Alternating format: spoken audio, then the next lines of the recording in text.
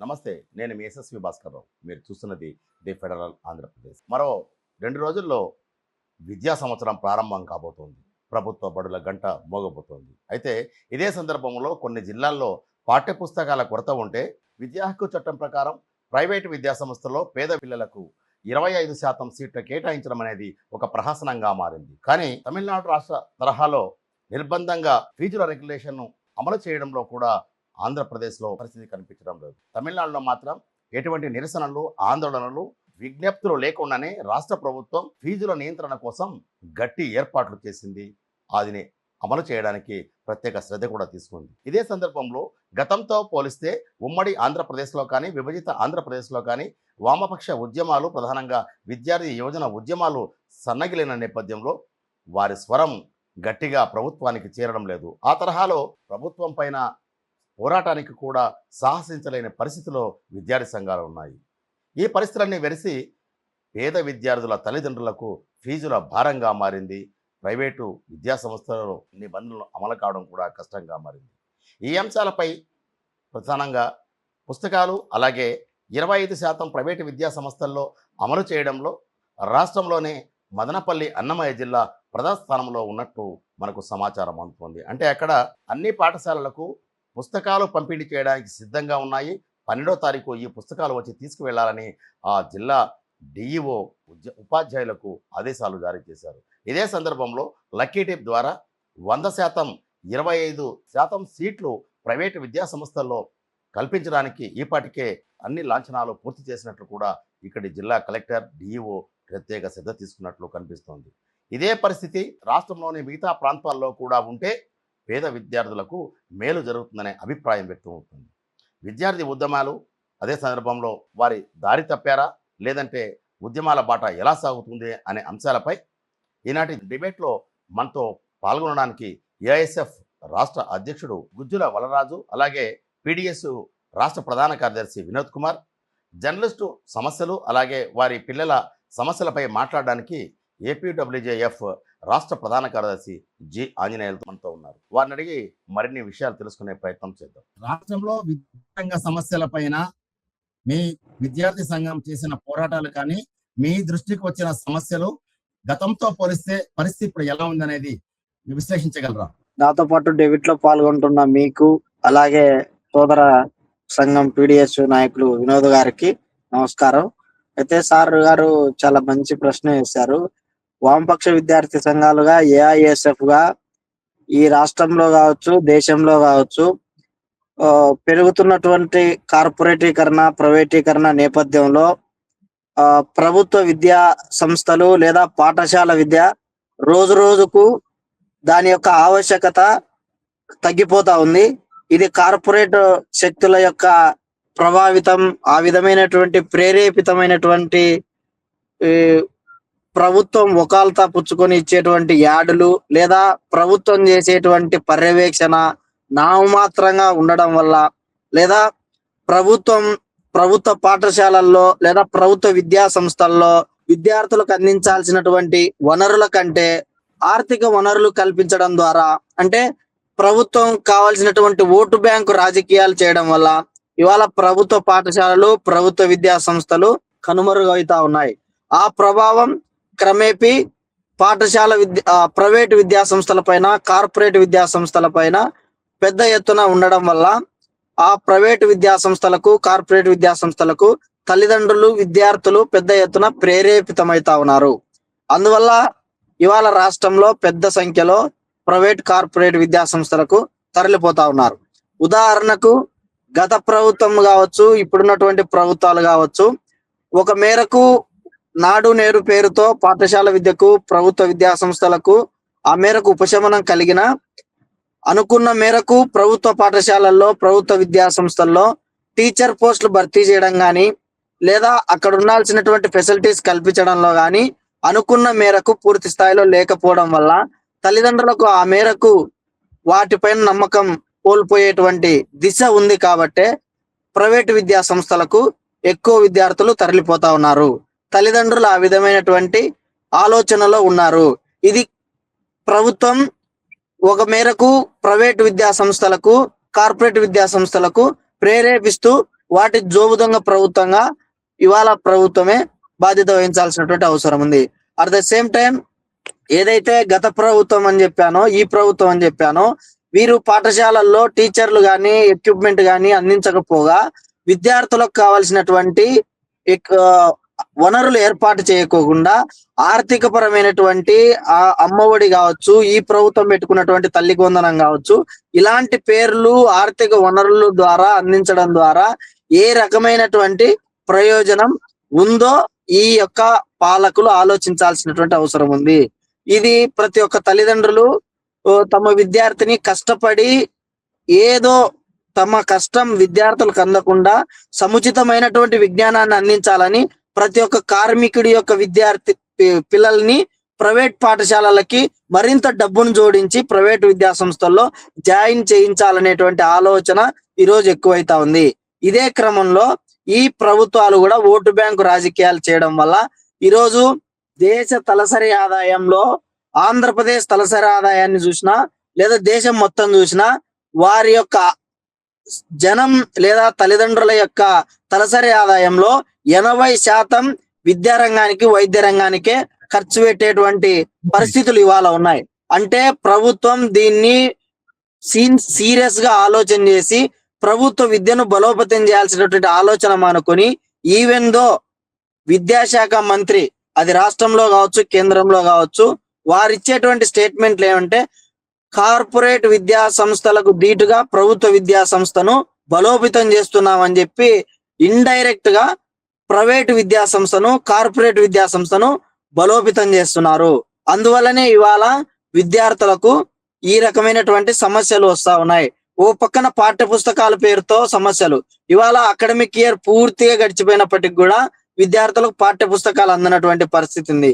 మరో పక్కన ప్రైవేట్ విద్యా సంస్థల దగ్గర నుండి ఇదే ప్రభుత్వాలు డబ్బులు చెల్లించుకొని కూడా ప్రైవేట్ విద్యా సంస్థలకు పుస్తకాలు అందించినటువంటి ఘటనలు ఇవాళ ఆంధ్రప్రదేశ్ లో ఉన్నాయి. మరి అదే విధంగా ఇదే ప్రభుత్వాలు ఆర్థిక వనరులు అందిస్తూనే ప్రైవేట్ విద్యా సంస్థల్లో ఏదైతే తల్లిదండ్రుల దగ్గర నుండి ఫీజుల రూపంలో, పాఠ్య పుస్తకాల రూపంలో, టై రూపంలో, యూనిఫామ్ రూపంలో అంటే వేలాది రూపాయలు ట్యూషన్ ఫీజు పేరుతో అంటే వాళ్ళకి ఇష్టం వచ్చినటువంటి రీతిలో పెద్ద ఎత్తున డబ్బులు వసూలు చేస్తున్నారు. కానీ ప్రభుత్వం ఏమో నామమాత్రంగా ఫీజు రెగ్యులేషన్ కమిటీ ఒక పక్కన చెబుతున్నా అది మండల స్థాయిలో లేదా అర్బన్ స్థాయిలో లేదా రూరల్ స్థాయిలో ఈ విధంగా ఉండాలని ఒక కమిటీ ఉన్నా దానికి సంబంధించినటువంటి పర్యవేక్షణ గాని లేదా ఆయా పాఠశాలల్లో వారు చేసేటువంటి అక్రమాల పైన ఒక కమిటీ గాని లేదా సందర్భాల్లో తల్లిదండ్రులు ఎవరైనా కంప్లైంట్ చేసినా అక్కడ ఉన్నటువంటి స్థానిక ఆర్జేడి గాని డిఈఓ గాని విద్యాశాఖ మంత్రులు గాని వీటిపైన చర్యలు తీసుకున్నటువంటి పాపాన ఏ ఒక్క ప్రభుత్వంలో కూడా లేవు అనేటువంటిది మేము స్పష్టంగా తెలియజేస్తా ఉన్నాం. ఓకే, ఇప్పుడు గతంతో పోలిస్తే రిఫార్మ్స్ తీసుకురావడంలో మీరే చెప్పారు నాడు నేడు కార్యక్రమం ద్వారా పాఠశాల మెరుగుపరిచనేది. అదే సందర్భంలో టీడీపీ కూటమి అధికారంలోకి వచ్చిన తర్వాత మెగా డిఎస్సి నిర్వహణలో గాని లేదంటే పాఠ్య పుస్తకాలు ఈ విద్యా సంవత్సరంలో సకాలంలో పంపించడానికి అవసరమైన అన్ని ఏర్పాట్లు చేసింది. అంటే ఇక్కడ విద్యార్థుల తల్లిదండ్రులని పోటీ ప్రపంచంలో వాళ్ళకి మెరుగు అవసరమైన సబ్జెక్టులు తీసుకురావడం కానీ ప్రభుత్వ పాఠశాలల్లో ఆ తరహా కూటమి ప్రభుత్వం కల్పించింది కదా. ఈ పరిస్థితుల్లో విద్యార్థుల తల్లిదండ్రులు కూడా ఆలోచించాల్సిన అవసరం ఉంది. దీనిపైన వినోద్ కుమార్ గారు మీ రియాక్షన్ ఏంటి సార్? ఒకటి, విద్యా సంవత్సరం అనేది ప్రారంభం అవుతుంది. విద్యా సంవత్సరం ప్రారంభంలో పాఠ్య పుస్తకాలు పంపించాల్సినటువంటి బాధ్యత ప్రభుత్వం మీద ఉంది. కూటమి ప్రభుత్వం అధికారంలోకి వచ్చి 2 ఏళ్ళు పూర్తవుతా ఉంది. ఈ 2 ఏళ్ల కాలంలో ఈ రాష్ట్రంలో ఆనాడు ప్రతిపక్షంలో ఉన్నప్పుడు 50,000 ఉపాధ్యాయ పోస్టులు ఖాళీ ఉన్నాయని చెప్పి కేంద్ర విద్యాశాఖ సమావేశంలో ప్రకటించినటువంటి పరిస్థితి ఉంది. అయినప్పటికీ 16,000 పోస్టులతో మాత్రమే ఈరోజు ఒక డిఎస్సి నిర్వహించినటువంటి పరిస్థితి ఉంది. మళ్ళీ 16,000 పోస్టులతో డిఎస్సి. గత విద్యా సంవత్సరంలో కూడా మన్యం జిల్లా గాని అల్లూరు జిల్లా గాని అదేవిధంగా తూర్పుగోదావరి పరిసర ప్రాంతాల్లో అనేక ఏజెన్సీ గ్రామాల్లో ఉపాధ్యాయులు లేనటువంటి పరిస్థితి ఉంది. ఒక మన్యం జిల్లా ఏజెన్సీ ప్రాంతాల్లో పాఠశాల తెరిచి 3 నెలలు అయిన తర్వాత కూడా ఉపాధ్యాయుల పాఠశాలకు రానటువంటి పరిస్థితి కూడా ఆనాడు మనం చూసినటువంటి పరిస్థితి ఉంది.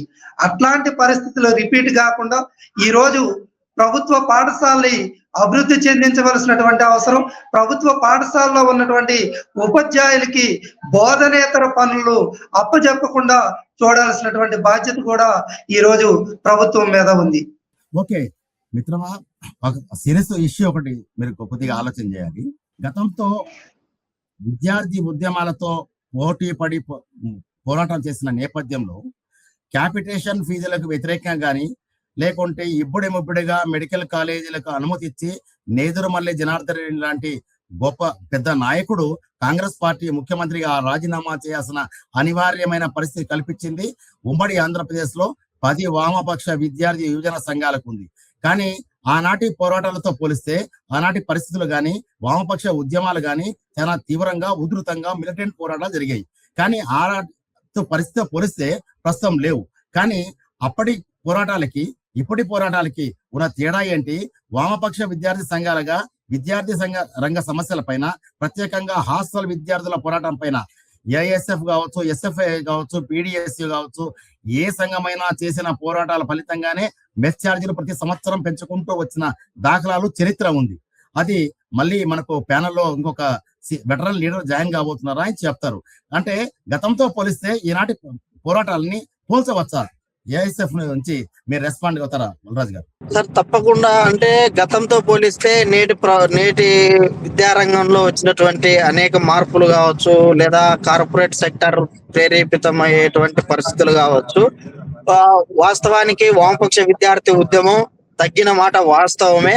అయినప్పటికీ అఖిల భారత విద్యార్థి ఫెడరేషన్ ఏఐఎస్ఎఫ్ కావచ్చు, ఎస్ఎఫ్ఐ కావచ్చు, పీడిఎస్ కావచ్చు, వామపక్ష విద్యార్థి సంఘాలుగా మాకున్నటువంటి శక్తి మేరకు ముందు వరుసలో, అంటే తమకున్నటువంటి గొంతును ఏ మాత్రం తగ్గించుకోకుండా, అంటే ఈ రాష్ట్రంలో ప్రభుత్వాలు, కార్పొరేట్లు కలిసి చేసేటువంటి పాలసీలు విద్యార్థి ఉద్యమానికి లేదా విద్యార్థి భవిష్యత్తుకు, ఎస్పెషల్లీ ప్రభుత్వ విద్యారంగానికి చేసేటువంటి ప్రమాదం లేదా వాటిని ఉరితాళ్ళు బిగించేటువంటి పాలసీలు ఏవైతే ఉన్నాయో వాటిపైన మీరు ఇప్పటి వరకే చెప్పారు. గతంలో ఒక ముఖ్యమంత్రి గారే రాజీనామా చేశారు మెడికల్ కళాశాల ప్రైవేటీకరణ చేయడం అని చెప్పారు. అంటే ఈ రోజున ప్రభుత్వం, కూటమి ప్రభుత్వం ఒక పక్కన జీవో నంబర్ 107, 108ని రద్దు చేస్తాం, ప్రభుత్వ మెడికల్ కళాశాలను పరిరక్షిస్తామని ఓ పక్క చెబుతూనే అధికారంలోకి వచ్చినటువంటి ప్రభుత్వం ఇవాళ మెడికల్ కళాశాల పరిరక్షణ ఏమైనా పట్టించుకుంటుందా? లేకపోతే బలరాజు గారు ఒక క్షణం మీకు ఒక ఎగ్జాంపుల్ కోట్ ఇచ్చా. అంటే ఆ రోజు జరిగిన ఉద్యమాల నేపథ్యం ఎలా ఉండేది, వాతావరణం ఎలా ఉండేది, ప్రభుత్వాలు వామపక్ష పార్టీల నాయకుల్ని, సంఘాలని ఎలా గౌరవిస్తా అనేది, వాళ్ళు చెప్పిన సమస్యలు ఎలా పరిష్కరిస్తా ఉన్నారనే విషయాన్ని మీకు ఒకసారి గుర్తు చేయడం కోసం చెప్పా. అంటే ఆ స్ఫూర్తితో మీరు భవిష్యత్తులో ఎలాంటి పోరాటాలకి, విద్యారంగ సమస్యల పైన కార్యాచరణ చేస్తారనేది నేను అడుగుతున్నాను. అంటే గత పోరాటాల లేదా గతంలో చేసినటువంటి పోరాటాల స్ఫూర్తితోనే ఇప్పటి వరకు విద్యార్థి ఉద్యమాలైనా వామపక్ష ఉద్యమాలైనా ఉన్నాయనేటువంటిది గట్టిగా చెప్పగలను నేను. ఆ ఉద్యమ స్ఫూర్తితోనే ఇప్పటికీ ఇంకా ప్రభుత్వ విద్యా సంస్థలు, ప్రభుత్వ విద్యారంగం కాస్తో కూస్తో బతికి బట్టగడుతుంది అనేటువంటిది నాకున్నటువంటి ప్రగాఢ విశ్వాసం. అదే క్రమంలోనే ఇవాళ పాలకులు చేసేటువంటి ఏ పాలసీల పైన అఖిల భారత విద్యార్థి ఫెడరేషన్ కావచ్చు, లేదా ఉమ్మడి కార్యాచరణతో వామపక్ష విద్యార్థి సంఘాలుగా ఈ రాష్ట్రంలో ప్రజాప్రతినిధులు చేసేటువంటి పాలసీల పైన ఇవాళ ఇచ్చాపురం నుంచి హిందూపురం వరకు విద్యార్థులు ఎక్కడైతే ఎస్సీ, ఎస్టీ, బీసీ, మైనారిటీ విద్యార్థులు ఉన్నారో, సాంఘిక సంక్షేమ వసతి గృహాలు ఉన్నాయో, లేదా ప్రభుత్వ వర్సిటీలను కాపాడుకోవాలనేటువంటి ఒక ఆలోచనతో ఇవాళ 70% యూనివర్సిటీ కేంద్రాల్లో ఎక్కడా కూడా ప్రొఫెసర్లు పోస్టులు లేకపోతే ఏ విధంగా ప్రభుత్వ విద్య పరిరక్షించబడుతుంది, ప్రభుత్వ వర్సిటీల నుంచి రీసెర్చ్ స్కాలర్లు ఏ విధంగా వస్తారు? అందువల్లనే ఇవాళ ఈ రాష్ట్రంలోకి కావలసినటువంటి సముచితమైన మేధావులు అందడం లేదు, సముచితమైనటువంటి రీసెర్చ్ జరగడం లేదు, సముచితమైనటువంటి క్వాలిటీ క్వాంటిటీ రావడం లేదు. అందుకోసమే అఖిల భారత విద్యార్థి ఫెడరేషన్ AISF గా మేము దశల వారీగా ఆందోళన నిర్వహిస్తా ఉన్నాం. అది ఉమ్మడి కార్యాచరణగా వామపక్ష విద్యార్థి యువజన సంఘాలుగా మరింత ముందుకు తీసుకొని పోతామని చెప్పి సందర్భంగా తెలియజేస్తా ఉన్నాం. ఇది మొత్తంగా అంటే వామపక్ష విద్యార్థి ఉద్యమం తగ్గినంత మాత్రాన ఇవాళ మా గొంతు వినపడించడంలో గాని లేదా ఈ కార్పొరేట్ తో ములాఖైతైనటువంటి ప్రభుత్వాలు ఏర్పడిన సందర్భంలో మేము వాటికి ధీటుగా ఎదుర్కొంటున్నాం. అనుకున్న మేరకు ఇవాళ విద్యార్థి ఉద్యమాన్ని ముందుకు తీసుకోవడానికి మా శక్తివంచన లేకుండా కృషి చేస్తా ఉన్నాం. మొదట వలరాజుకి నా శుభాకాంక్షలు తెలియజేస్తున్నా. ఎందుకంటే విమర్శ, ఆత్మవిమర్శ, ఆత్మ పరిశీలన చేసుకోవడం అనేది చాలా గొప్ప విషయం. అది మీ మాటల్లో కనిపించింది. అంటే గతంతో పోలిస్తే ఉద్యమాల ప్రభావం తక్కువగా ఉందనే మీరు అంగీకరించిన తీరుకు మీకు నా ధన్యవాదాలు, శుభాకాంక్షలు. వినోద్ కుమార్ గారు చెప్పండి, వలరాజు గారు చెప్పింది విన్నారు. అయితే భవిష్యత్తులో విద్యార్థి రంగ సమస్యల పైన కేవలం పోరాటాలు, నిరసనలు, మిలిటెంట్ పోరాటాలు అంటే కత్తులు తుపాకులు పట్టుకొని వెళ్ళడం మన ఉద్దేశం కాదు. అయితే నెగోషియబుల్ గా చేయడానికి ఆస్కారం ఉంది. ఈ దిశగా ప్రభుత్వం పైన ఒత్తిడి పెంచడానికి వామపక్ష విద్యార్థి సంఘాలుగా లేకుంటే మీకున్న బ్యాక్గ్రౌండ్ రాజకీయ నేపథ్యం ఉన్న నాయకులతో ఎలాంటి నెగోషియేషన్ చేసే అవకాశం మీరు ఏమైనా పరిశీలిస్తున్నారు? మిత్రుడు వలరాజు చెప్పిన విధంగా ఇప్పుడు ఉన్నటువంటి పరిస్థితుల్లో విద్యార్థి ఉద్యమాల ప్రభావం తక్కువ ఉన్న మాట వాస్తవమే. అయినప్పటికీ సమస్యలు ఉన్నంత కాలం విద్యార్థులు ఎక్కడైతే సమస్యలు ఎదుర్కొంటారో సమస్యలు ఉన్న చోట విద్యార్థి ఉద్యమాలు అనివార్యంగా పుట్టుకొస్తాయి. దానికి ఉదాహరణ 2 నెలల క్రితం ఆంధ్ర యూనివర్సిటీలో ఫీజుల పెంపుకు వ్యతిరేకంగా యూనివర్సిటీ వైస్ ఛాన్సలర్ ఆఫీస్ ని దిగ్బంధించినటువంటి ఘనత అక్కడ ఆంధ్ర యూనివర్సిటీ విద్యార్థులది. అదే విధంగా దాని వెనుకుండి నడిపించినటువంటి వామపక్ష విద్యార్థి సంఘాలది మాత్రమే. అదే విధంగా ఈ రాష్ట్రంలో ఉన్నటువంటి ఉమ్మడి ఆంధ్రప్రదేశ్ లో ఉన్నటువంటి ప్రభుత్వ విశ్వవిద్యాలయాలు ఈరోజు అనేక సమస్యలతో ఉన్నాయి. అన్ని విశ్వవిద్యాలయాల్లో కూడా వామపక్ష విద్యార్థి సంఘాలుగా PDSU, AISF, SFI వంటి విద్యార్థి సంఘాలు కలిసి ఐక్య ఉద్యమాలు నిర్వహించడానికి ఈరోజు సన్నద్ధమవుతున్నాయని చెప్పేసి ఈ సందర్భంగా మేము తెలియజేస్తా ఉన్నాం. అదే విధంగా గత మూడేళ్లుగా ఈ రాష్ట్రంలో సంక్షేమ హాస్టల్ విద్యార్థుల యొక్క మెస్ ఛార్జీలు పెరగట్లేదు. సంక్షేమ హాస్టల్ విద్యార్థులు ఈరోజు ఫుడ్ పాయిజన్లు అయ్యి అనారోగ్య సమస్యలతో ఈరోజు అస్తవ్యస్త గురయ్యి మరణిస్తున్నటువంటి పరిస్థితి ఉంది. ఇటువంటి తరుణంలో ఇచ్చాపురం నుండి హిందూపురం వరకు ఉన్నటువంటి ఉమ్మడి అదేవిధంగా ఆంధ్రప్రదేశ్ రాష్ట్రంలో ఉన్నటువంటి సంక్షేమ హాస్టల్ విద్యార్థుల సమస్యలపై సమరశీల ఉద్యమాలు నిర్వహించడానికి, విద్యార్థులు చైతన్యం చేయడానికి ప్రతి హాస్టల్ సందర్శిస్తామని ప్రభుత్వంపై ఒత్తిడి తీసుకురావడానికి, మిలిటెంట్ ఉద్యమాలకు కూడా ఐక్య ఉద్యమాలకి రాష్ట్రంలో శ్రీకారం చుట్టడానికి కృషి చేస్తామని తెలియజేస్తా ఉన్నాం. సామరస్యమైన పోరాటాలకే పరిమితంగా అండి, మళ్ళీ గొడవలు చేయకుండా ప్రశాంతంగా ఉద్యమాలు చేయండి. వలరాజు గారు, విషయం అసలు సీరియస్ విషయం ఒకటి చెప్పండి. గత ప్రభుత్వంలో ప్రైవేటు విద్యా సంస్థల్లో ఫీజుల దోపిడీని అరికట్టడానికి, పేద విద్యార్థులకు న్యాయం చేయడానికి వైఎస్ జగన్మోహన్ రెడ్డి సీఎంగా ఉన్నప్పుడు ఫీజుల రెగ్యులేషన్ కమిటీని తీసుకువచ్చి ఫీజులను అనౌన్స్ చేశాడు. ఆ తర్వాత చోటు చేసుకున్న పరిణామాలు ఏంటో మీకు తెలుసు. అంటే మొత్తం ప్రైవేటు విద్యా సంస్థలన్నీ కోర్టుకు వెళ్ళి ఇవాళకి కూడా ఆ కేసును నెగ్గు తేల్చుకునే పరిస్థితిలో ఉంది. అంటే దీనిపైన ఆ రోజు ప్రభుత్వంలో ఉన్న పెద్దలు కావచ్చు, పార్టీ వాళ్ళు కావచ్చు, తమ వ్యక్తిగత కేసులకు సంబంధించి అనేక లాయర్లు కోర్టులకు తిరిగారు. ఎందుకని పేద విద్యార్థులకు సంబంధించి ఫీజుల రెగ్యులేషన్ ని తీసుకురావడంలో వైఫల్యం చెందినట్లు కనిపిస్తోంది? ఏమంటారు దీనిపైన, మీరేమంటారు?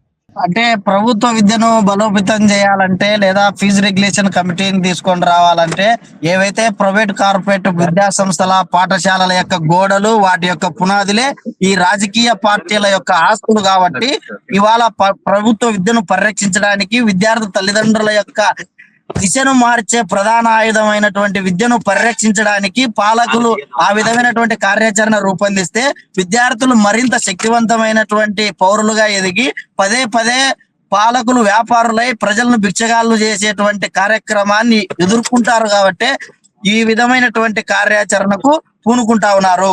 అందువల్లనే ఇవాళ రాష్ట్ర వ్యాప్తంగా ప్రభుత్వ విద్యను ప్రభుత్వమే నిర్ద్వందంగా చంపివేస్తా ఉంది.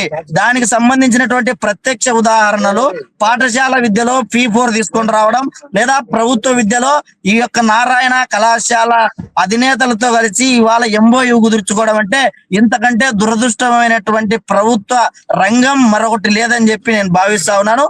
ఈ యొక్క పాలకుల యొక్క పునాదులు ఏవైతే ప్రైవేటు విద్యా సంస్థలు ఉన్నాయో వారి యొక్క అనుయాయులు ఉన్నారో అందువల్లనే ఇవాళ ఇలాంటి వైఖరి దురదృష్టశాస్తు విద్యా వ్యవస్థలో ఉందని చెప్పి మేము భావిస్తా ఉన్నాం.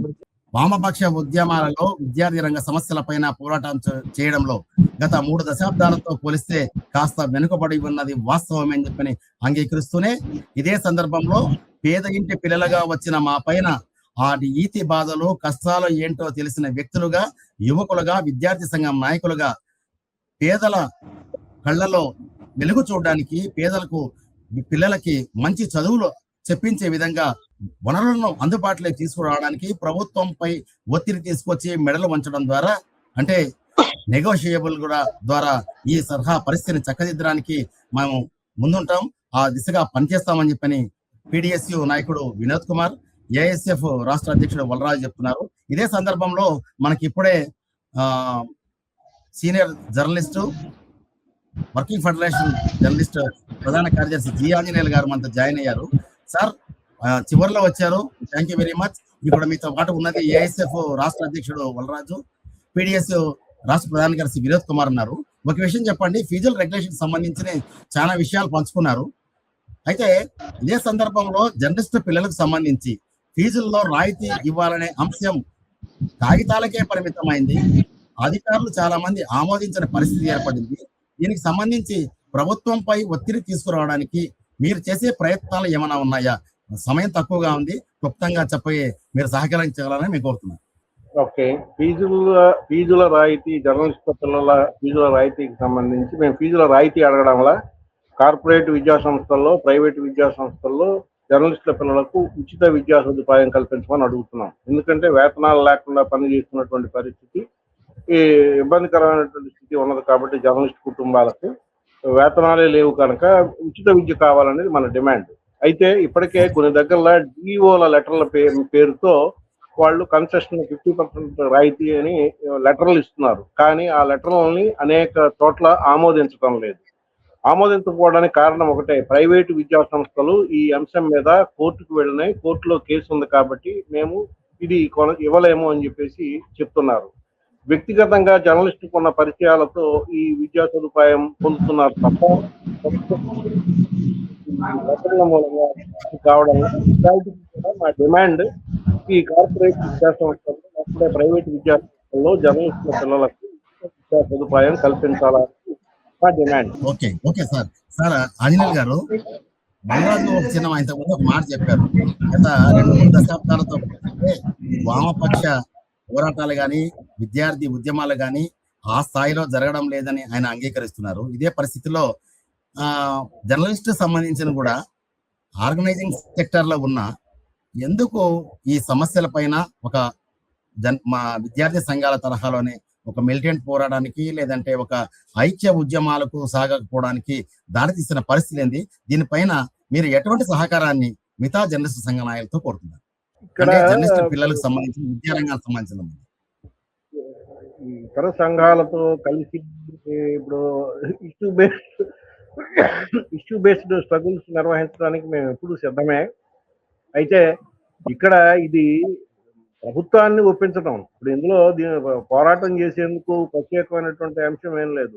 ప్రభుత్వం దీన్ని ఆమోదించాలి. ప్రభుత్వం దీన్ని ఆమోదించాలంటే ప్రైవేట్ యాజమాన్యాలతో లేదా కార్పొరేట్ విద్యా సంస్థల యాజమాన్యాల సంఘాలతో మాట్లాడి వాళ్ళని ఒప్పించగలిగితే ఇది సరిపోతుంది. ఇవాళ రాష్ట్రంలో ఉన్నదే 20,000 మంది జర్నలిస్టులు ఉన్నారు. 20,000 మందిలో నాలాగా మనవాళ్ళు కూడా చదువు అయిపోయే పరిస్థితిలో ఉన్న స్థితిలో నాలాంటి వాళ్ళు ఉన్నారు. ఇకపోతే యంగ్ ఏజ్ గ్రూప్స్ ఉన్నవాళ్ళు చాలా తక్కువ మంది, కంపారిటివ్లీ చాలా తక్కువ సంఖ్యలోనే ఈ సదుపాయం ఉంటది జర్నలిస్టులకు సంబంధించి. ఉన్న 20,000 మందిలో ఒక 2-3 వేల మంది పిల్లలు జర్నలిస్టుల పిల్లలు కూడా ఉండరు యావరేజ్ రాష్ట్రం మొత్తం మీద చూసుకుంటే. కాబట్టి ఇది వెరీ స్మాల్ నెంబర్. కాబట్టి ఇది ఈ కార్పొరేట్ విద్యా సంస్థల్లో, ప్రైవేట్ విద్యా సంస్థల్లో ఈ ఉచిత విద్య ఇస్తే ఇది చాలా మేలు. ప్రభుత్వం పైన దీని మీద మేము ఒత్తిడి తీసుకొస్తాం. మా వైపు నుంచి, సంఘం వైపు నుంచే కాకుండా అన్ని రాజకీయ పక్షాల నుంచి కూడా సహకారం కోరుకుంటాం. దీనిలో విద్యార్థి సంఘాలు కనుక సహకరిస్తే మాకు ఇంకా సంతోషం. విద్యార్థి సంఘాలు వాళ్ళ డిమాండ్స్ లో దీన్ని కూడా ఒక డిమాండ్ గా చేరిస్తే గురురాజు, మీ డెఫినెట్లీ సహకారం అడుగుతున్నాను. తప్పకుండా సార్, తప్పకుండా సార్. ఉంటాం. వినోద్ కుమార్ గారు, సీనియర్ జర్నలిస్టు, విద్యార్థి ఉద్యమాల నుంచి వచ్చిన వ్యక్తి, మా సమస్యల పైన కూడా మీరు పోరాడాలని చెప్పి ఆయన సహకారం అడుగుతున్నారు. ఖచ్చితంగా ఉంటుంది సార్. ఓకే, ఇది ఈనాటి ప్రత్యేక డిబేట్. మరో అంశంతో మళ్ళీ కలుద్దాం. అంతవరకు చూస్తూనే ఉండండి ది ఫెడరల్ ఆంధ్రప్రదేశ్.